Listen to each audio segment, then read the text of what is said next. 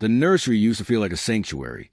Its pale yellow walls once glowed with promise, warmth, and anticipation. But that day, everything about it felt like a cruel illusion. Madison stood in the corner, carefully adjusting a mobile of tiny knitted elephants above the crib. There was a soft curve to her lips, the kind of smile that once made my heart ache with love. But now, all I could see was someone playing a part, every gesture rehearsed.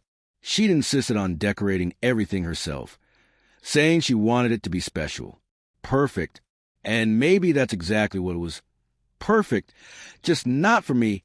7 years together, for as husband and wife, and the news of the baby had once filled me with uncontainable joy. I believed we were stepping into a new chapter together. But now, looking back, maybe I'd been the only one who saw it that way. We'd spent months choosing names, debating paint samples, laughing over bizarre cravings, and making late-night store runs like nervous kids playing house. It had all seemed so real. But slowly, reality began to fracture. Her late nights at the office grew more frequent. Business trips where I wasn't invited. Quiet phone calls behind closed doors. At first, I told myself not to overthink it. I trusted her. But then the kisses became robotic. Her eyes didn't light up the way they used to. She pecked me goodbye like I was a daily task. My gut had begun whispering early on, but I refused to listen. That whisper became a roar as she entered her 3rd trimester. It was no longer just a nagging feeling. It was dread.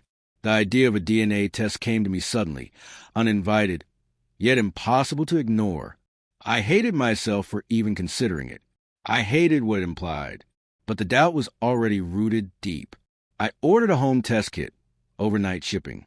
The sterile instructions, the plastic swabs, the cold envelope, it all felt mechanical, yet heavy with consequence.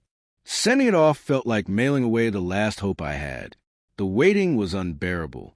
I jumped every time the phone rang. I had flash forwards of the future, holding our baby, smiling for family photos, pretending none of this ever happened. But those pictures were starting to feel like lies. When the results finally arrived, I didn't hesitate. I needed to know. I collected the envelope and headed straight home. Madison was humming softly, touching up wall decals with the same sweetness she always carried. But to me it fell hollow. My hands trembled as I tore the seal open. One line stood out like it was screaming. Probability of paternity, 0%. Everything else blurred. My body went numb, but I heard myself speak. Madison, can you come here for a second? She walked over, still smiling, mistaking the envelope for ultrasound prints. What is it?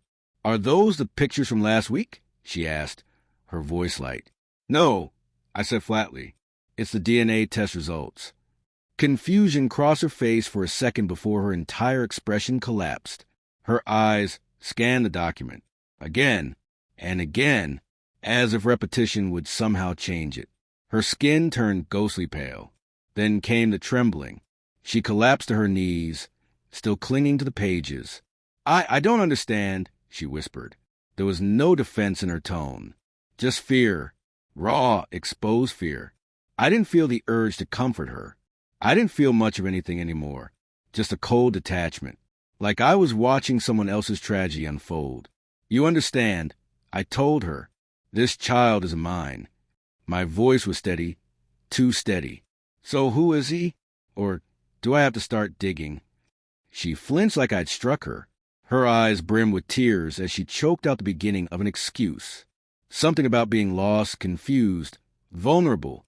The same cliched explanations we all know too well. Her voice broke. It just happened. I didn't mean for it to. I felt fury stir beneath the surface, simmering under the ice that kept me grounded. She kept talking, something about how he understood her. It made my stomach turn. The pity me routine only fueled my disgust. Who is it? I demanded. Her voice cracked again. Ben, she said quietly.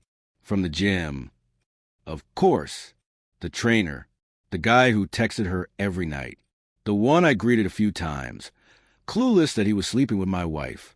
My hands moved on their own, pulling out my phone. I found his number and dialed, putting him on speaker. The phone rang. He answered with his usual chipper voice. "Hey, Madison. Everything okay?" "It's not Madison," I said. There was a pause, then a nervous chuckle. "Oh, right. So who's this?" "Her husband." The silence that followed was deafening. "Anything you want to say to Madison before I explain what's going on?" I asked. I held the phone close to her as she sat hunched on the floor, sobbing. He said nothing. I went on. "She's pregnant. But the baby isn't mine. She told me you're the father. So congratulations.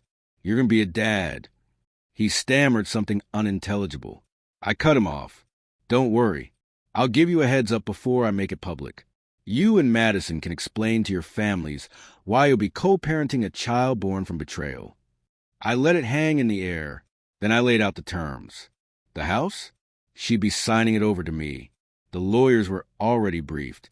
As for Ben, he'd be sending me a generous sum as compensation for my time, my energy, and my shattered life. And then they'd both disappear from my world. Permanently. Madison tried to plead. Ben was silent now. I hung up the call without another word. I walked to the crib, grabbed the mobile, and yanked it down. The tiny elephants hit the floor with a soft thud. I began pulling down decals, undoing every careful detail she'd worked on. Each tear was a strike against the illusion she had built, one I had once been a part of. She sat there on the floor, her world collapsing, and I barely looked back. Everything I had imagined, dreamed, worked for her, it was gone. But now, I was to take back what I could. I walked out of that house calm, purposeful. I had things to do, calls to make, papers to sign, a life to rebuild. They had each other now. Let them rot in the ruins of what they'd made. At a red light, I glanced in the rearview mirror. The house grew smaller behind me, and with it, the weight on my chest. I smirked. Let them live